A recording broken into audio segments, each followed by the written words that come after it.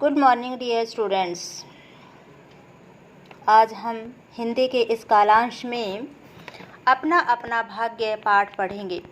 यह पाठ जैनेन्द्र कुमार जी के द्वारा रचित है। जैनेन्द्र कुमार जी विवरण और वर्णन की अपेक्षा चिंतन और विश्लेषण पर अधिक बल देते हैं। यही कारण है कि इस पाठ के माध्यम से भी पाठकों को चिंतन करने पर विवश करते हैं। उनके ऊपर गांधीवादी विचारधारा का असर साफ साफ दिखाई देता है, इसलिए वे अहिंसावादी और दार्शनिक हैं। मुख्यतः इनको कहानीकार माना जाता है, लेकिन इसके साथ साथ में इन्होंने अनेक रचनाएं लिखी हैं, जैसे नाटक, एकांकी, उपन्यास इत्यादि। तो चलिए छात्रों, आज हम इस पाठ का प्रारंभ करते हैं। बहुत कुछ निरुद्देश्य घूम चुकने पर हम सड़क के किनारे बेंच पर बैठ गए। छात्रों, हमसे अभिप्राय है लेखक और उसके मित्र से। लेखक और उसका मित्र नैनीताल की यात्रा पर हैं। दोनों घूमने आए हैं, दोनों ही घुमक्कड़ प्रवृत्ति के हैं, तो वे नैनीताल की यात्रा पर हैं। तो लेखक बताते हैं कि हम बहुत अधिक इधर उधर घूम लिए थे, बिना किसी उद्देश्य के हम इधर उधर स्थानों पर घूम करके अब सड़क के किनारे पड़े एक बेंच पर बैठ गए। अब नैनीताल की संध्या की सुंदरता का वर्णन किया जा रहा है। असल में कहा जाए तो लेखक बताते हैं कि नैनीताल की संध्या धीरे धीरे उतर रही थी, यानी धीरे धीरे अंधेरा हो रहा था। रुई के रेशे से, भाप से बादल हमारे सिरों को छू करके बेरोक घूम रहे थे, यानी रुई के रेशे के समान वे अत्यंत कोमल थे। भाप के समान बादल लेखक हमारे अर्थात लेखक और उसके मित्र के सिरों को छू करके घूम रहे थे। अर्थात ऐसा लग रहा था कि मानो बादल उनके सिरों के पास में ही है, बहुत अधिक ऊंचाई पर नहीं अपितु नज़दीक दिखाई दे रहे थे, मानो उनके सिरों को ही छू करके जा रहे हों। वे कभी हल्के प्रकाश और अंधियारे से रंग करके नीले दिखते, कभी सफ़ेद रंग के दिखाई देते और कभी लालिमा के कारण, क्योंकि संध्या काल में क्या होता है, सूर्य अस्त होता है तो लालिमा होती है, तो लालिमा के कारण कभी अरुण पड़ जाते। और ऐसा लग रहा था कि जैसे बादल लेखक और उसके मित्र के साथ खेलना चाह रहे हों। हमारे साथ अर्थात लेखक और उसका मित्र, तो लेखक बता रहे हैं यहाँ पर, ठीक है। 5, 10, 15 मिनट हो गए, मित्र के उठने का कोई इरादा नहीं मालूम हुआ। मैंने झुंझलाकर कहा, चलिए भी। अरे ज़रा बैठो भाई। लेखक और उसके मित्र, जैसे हमने पहले पढ़ा, वे बेंच पर बैठे हुए हैं और मित्र के उठने का कोई भी इरादा नहीं था।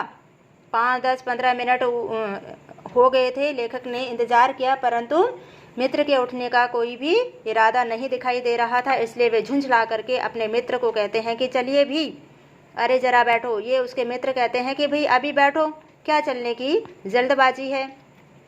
हाथ पकड़ करके ज़रा बैठने के लिए जब ज़ोर से बैठा लिया तो और कोई चारा न रहा। सनक से छुटकारा पाना आसान न था और ज़रा बैठना भी ज़रा न था। तात्पर्य यह है कि लेखक के मित्र के सामने लेखक की एक भी न चली। ज़बरदस्ती हाथ पकड़ करके उसे बेंच पर बिठा लिया और अब उसके सामने कोई भी चारा नहीं था सिवाय बैठने के। और लेखक के मित्र पर सनक यानी कोई धुन सवार थी, वह वहीं बैठे रहना चाहता था, मानो प्राकृतिक सुंदरता का आनंद लेना चाहता था, उस नैनीताल की संध्या को देखना चाहता था। और उसका ज़रा सा बैठना, यानी थोड़ी देर के लिए, उसने कहा था ना कि ज़रा बैठो, थोड़ी देर के लिए बैठना भी न जाने कितनी देर का था, कोई ज़रा सा नहीं था, परंतु लेखक को बैठना ही पड़ा। उसके पास में और कोई उपाय शेष नहीं था।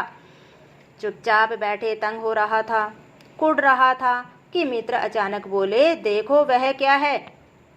अब लेखक का मन नहीं था वहाँ बैठने का, परंतु मित्र की सनक के सामने उसकी एक भी नहीं चली।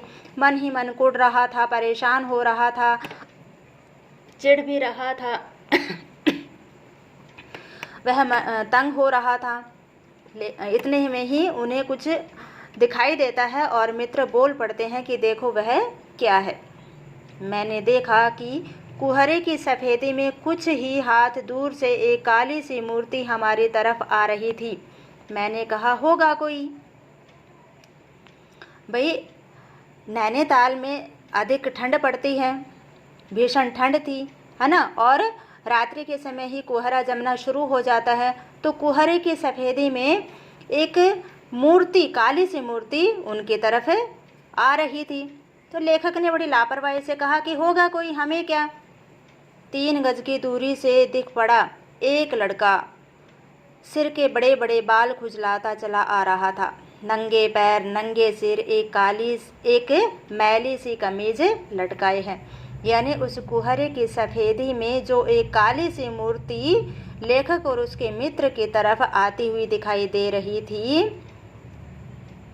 वह कौन था? वह एक लड़का था, ठीक है। उसके बड़े बड़े बाल थे जिन्हें खुजलाते हुए आ रहा था, नंगे पैर था, नंगे सिर था, और उसके तन पर एक मैली सी कमीज पड़ी हुई थी, लटकाए हुए था। पैर उसके न जाने कहाँ पड़ रहे थे और वह न जाने कहाँ जा रहा था, कहाँ जाना चाहता था। न दायां था न बायां था। पास की चुंगी की लालटेन के छोटे से प्रकाश वृत्त यानी प्रकाश का घेरा अर्थात रोशनी में देखा कोई 10-12 बरस का लड़का होगा। गोरे रंग का है पर मैल से काला पड़ गया है। आंखें अच्छी बड़ी पर सूनी है। माथा जैसे अभी से झुर्रियाँ खा गया है। यानी उस चुंगी की लालटेन के प्रकाश में जब देखा, ध्यान से देखा। चुंगी क्या होती है? जैसे जो अगर हम आज के समय में कहें तो जो टोल टैक्स होता है, वहाँ पर टैक्स कटता है। जो आवागमन के जो साधन होते हैं, यातायात के जो साधन होते हैं, उनसे टैक्स वसूला जाता है, ठीक है। तो पहले उसे चुंगी कहा जाता था, जहाँ यातायात के साधनों का टैक्स वसूला जाता था। तो वहाँ पर प्रकाश होता, लालटेन लगी होते हैं, और लालटेन के प्रकाश में जब ध्यान से देखा जाता है तो वह एक 10-12 साल का लड़का है, ठीक है। गोरे रंग का है परंतु मैल से काला पड़ गया है। उसकी आंखें बड़ी हैं, अच्छी लगती हैं, परंतु बहुत ही शून्य है, अर्थात शून्यता का भाव है। और ऐसा लग रहा है कि मानो वह उसके माथे पर झुर्रियाँ पड़ गई हैं, अभी से झुर्रियाँ खा गया है। झुर्रियाँ कब पड़ती हैं? बुढ़ापे में। परंतु वह बालक तो 10-12 साल का था, लेकिन ऐसा लग रहा था कि मानो उसके माथे पर अभी से ही झुर्रियाँ पड़ गई हैं। और वह बालक चले जा रहा था, न जाने कहाँ उसके पैर पड़ रहे थे, न जाने कहाँ जाना चाह रहा था, ठीक है। उसका कोई अता पता नहीं था। उसके पैर कभी दाएं कभी बाईं तरफ, अर्थात वह न जाने कहाँ जाना चाहता था, कहाँ जा रहा था, इस विषय में नहीं पता। परंतु जब उसे ध्यान से देखा गया तो पता चला कि वह 10-12 साल का कोई लड़का है जो रंग का गोरा है परंतु मैल के कारण काला पड़ गया है। आगे बढ़ते हैं प्यारे बच्चों। वह हमें न देख पाया। हमें मतलब लेखक और उसके मित्र को, क्योंकि अभी थोड़ी देर पहले हमने पढ़ा कि उसके पैर न जाने कहाँ पड़ रहे थे, न दाएं की तरफ देख रहा था, न बाएं की ओर देख रहा था, न जाने कहाँ जाना चाहता था, ठीक है। तो वह किसी को नहीं देख पा रहा था, ठीक है। तो उसने लेखक और उसके मित्र जो बेंच पर बैठे हुए थे उनकी तरफ भी नहीं देखा। वह जैसे कुछ भी न देख रहा था, न नीचे की धरती, न ऊपर चारों ओर फैला हुआ कुहरा, न सामने का तालाब और न एकाकी दुनिया। वह बस अपने निकट वर्तमान को देख रहा था। यानी वह बालक सामने क्या है इस विषय में भी नहीं समझ पा रहा था।